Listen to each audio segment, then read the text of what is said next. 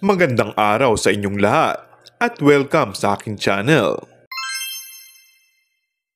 Naging usap-usapan ang naging pahayag ng aktor na si Paolo Avellino kamakailan sa isang show. Ayon kasi sa aktor, hindi daw siya ang favorite ng mga fans, kundi si Kim Chiu. Pero nagpapasalamat daw siya dahil kasama siya.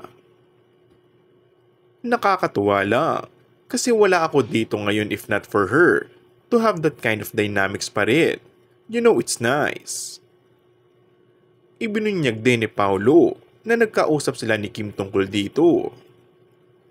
May small talk kami ng konti. We were talking about yung nangyari sa stage. Kwento niya.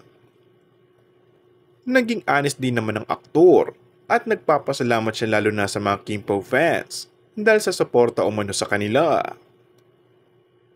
Nagpasalamat rin si Paolo Avellino na gumaganap bilang asawa ni Juliana na si Victor.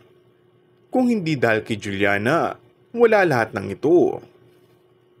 At sa creative team nito, para sa tagumpay ng mga palabas, I am grateful. It took some time to adjust with everyone on the set. Pero yun nga, kumbaga ang performance ko rito wouldn't be that way kung hindi dahil sa kanila, ayon kay Paolo.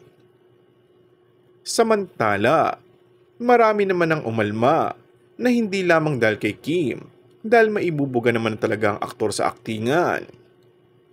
Walang pwedeng kumestyon sa MMFF Best Actor Trophy ni Paolo Avellino dahil talagang mahusay ang pagganap nito sa Fangirl. And that's all for our today's video. Kung bago ka lang sa aking channel ay mag-subscribe at pindutin na rin ang notification bell. Maraming salamat!